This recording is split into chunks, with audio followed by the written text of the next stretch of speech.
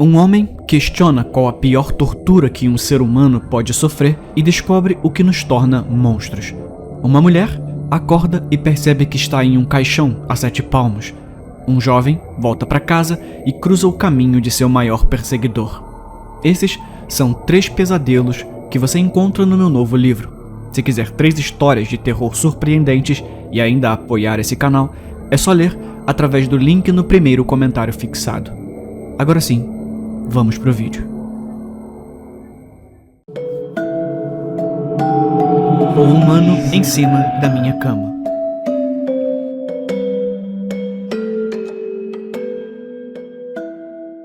Eu sou um monstro profissional, não como os humanos que se vestem como nós e tentam nos imitar durante o Halloween ou festas à fantasia. Não, eu nasci nos cantos mais profundos e escuros dos seus pesadelos. Aqueles que você teme estarem olhando para você no escuro.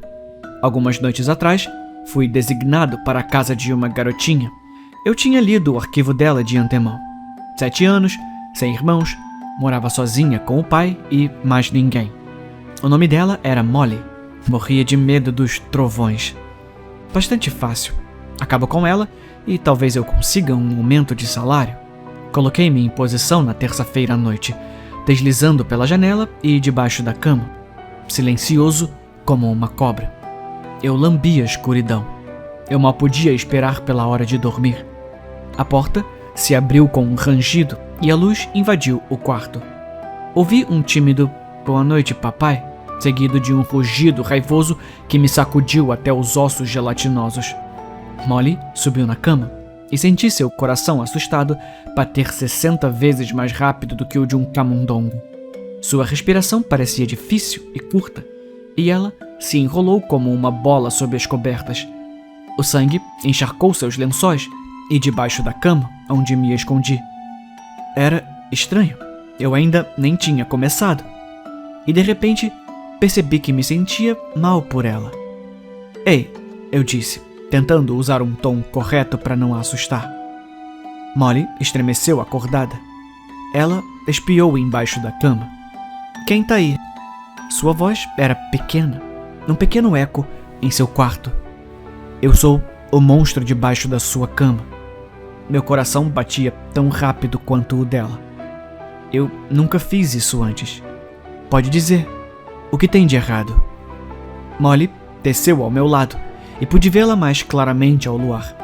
Seu corpo de 7 anos estava cheio de cicatrizes, cicatrizes que nunca deveriam estar em uma criança. Seus olhos estavam quebrados, ocos. Tinha visto todos os horrores do mundo e não podia suportar mais. "Não. Eu tentei falar, e então comecei a chorar. Em meus anos no ramo, nunca vi uma criança assim. Eu podia ouvir o pai na sala ao lado, rugindo e gritando palavrões que nenhuma criança deve ouvir. Molly abriu a boca para dizer mais alguma coisa, mas então os rugidos ficaram cada vez mais altos, bem fora do quarto dela. "Com quem você tá falando?" A porta voou das dobradiças, revelando o verdadeiro monstro. Ele se virou, me encontrou e gritou de novo. "Você!" Molly se encolheu contra a cama. Engoli em seco, mas não tive medo. Eu me levantei para encará-lo. A escuridão saltou ao meu redor e o fogo queimou meus olhos. Eu sibilei, balançando, olhando para sua alma.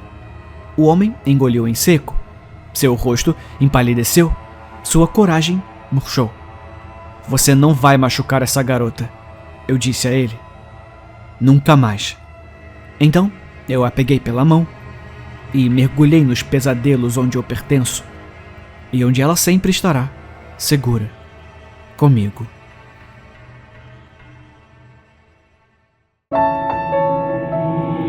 E contando.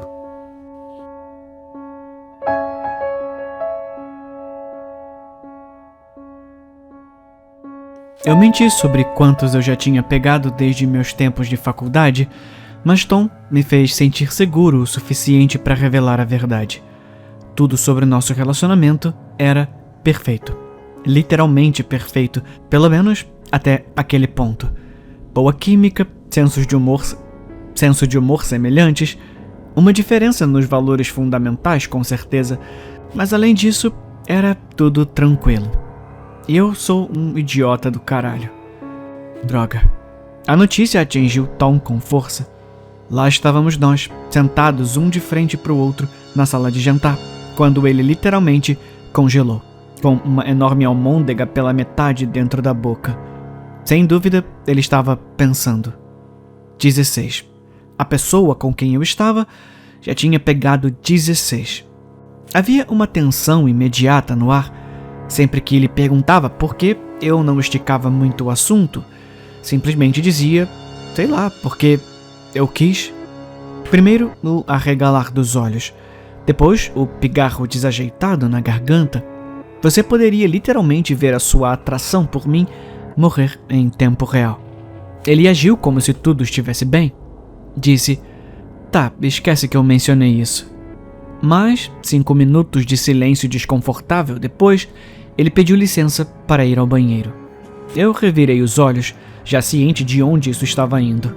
Sequei o queixo com um guardanapo, me levantei devagar e fui até os fundos da casa, onde Tom lutava para abrir a pesada porta de madeira.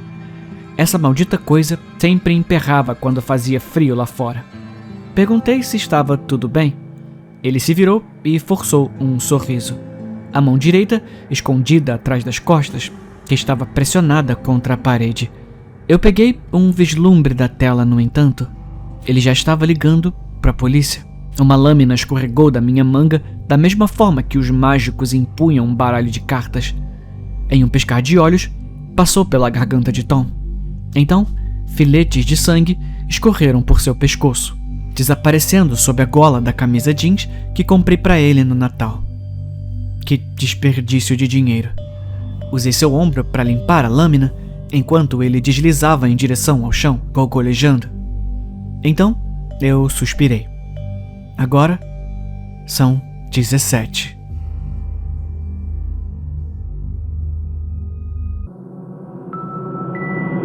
O novo namorado da mamãe.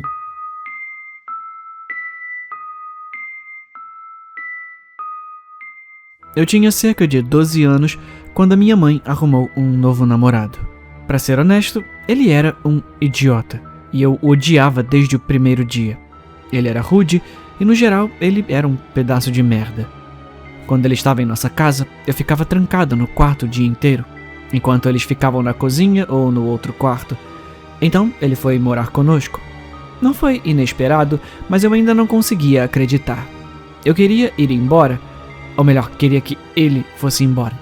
Aquele maldito idiota. Ele não trabalhava, então, quando minha mãe estava fora do trabalho, ele sempre me batia e depois me trancava no quarto. Ele não me deixava sair. Eu tinha que ficar lá sem comida nem água até minha mãe chegar em casa. Eu não podia contar a ela, pois o namorado dela não permitia. Ele me disse que me mataria se eu dissesse uma palavra a ela. Um dia, porém, minha mãe o encontrou no sótão, pendurado em uma corda. Ele estava morto. Ela não podia acreditar que ele havia cometido suicídio. Tive sorte que eles o enterraram sem mais investigações. Caso contrário, eles teriam encontrado o cianeto em seu corpo. Aquele filho da puta me usou como um escravo e queria que eu fizesse um café para ele. Então, eu fiz isso. Fiz o café dele com um ingrediente a mais. Foi tão fácil matá-lo. Foi muito mais difícil arrastar o seu cadáver para o sótão e enforcá-lo. Mas pelo menos ele estava morto. E eu estava morando sozinho com a minha mãe novamente.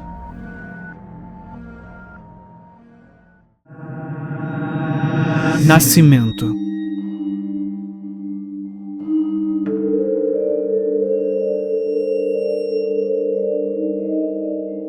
Tudo bem, Sra. Anderson. Empurra. As unhas de Kelly cravaram na pele de Paul quando ela soltou um grito e empurrou, como haviam dito a ela em suas aulas de pré-natal. Ela mal conseguia ver o topo da cabeça do Dr. Daniels aparecendo entre suas pernas. Exausta por outra contração aparentemente mal sucedida, ela perguntou fracamente: "Já viu a cabeça?" O médico fez que não. "Tá, não vai demorar muito agora." Sua chegada ao hospital foi tão apressada, tão promissora, que não tiveram tempo de fazer um check-up completo nem de aplicar uma epidural. Agora que estava se arrastando, ela gostaria que tivessem 1 minuto de diferença, 10 centímetros de dilatação. Porque a cabeça do bebê ainda não estava visível era um mistério. Ela sentiu o aperto se fechando novamente. Ela mal teve tempo de respirar. "Tira ele de mim!" "Tudo bem, Sra. Anderson. Empurra. Dê tudo que você tem", disse o médico. O coro de enfermeiras repetia "empurra, empurra", quase cantando para encorajá-la. Ela empurrou novamente, desejando poder desenvolver telecinese para ajudar, mas nada. A contração chegou ao fim. O médico balançou a cabeça, sem resultado.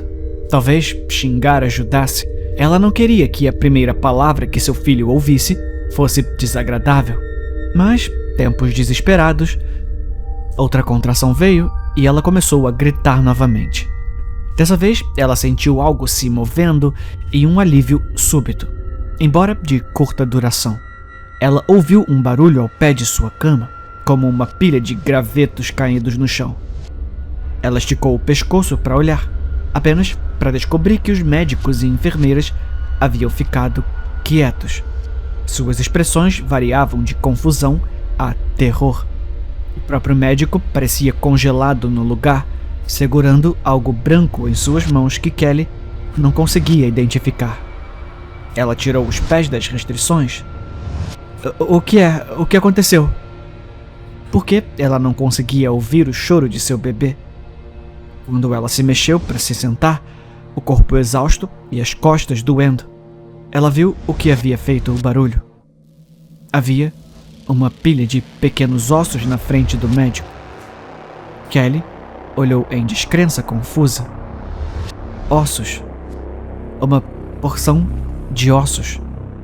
Eles eram pequenos e irregulares, não lisos como você esperaria que os ossos fossem, apenas pequenos amassados neles, quase como se eles foram mastigados. O Dr. Daniels deixou cair o fêmur que estava segurando. Seu olhar horrorizado mudou dos ossos para Kelly e de Kelly para sua barriga. Ele deu um passo para trás. Em algum lugar, lá no fundo, Kelly sentiu algo se mexer.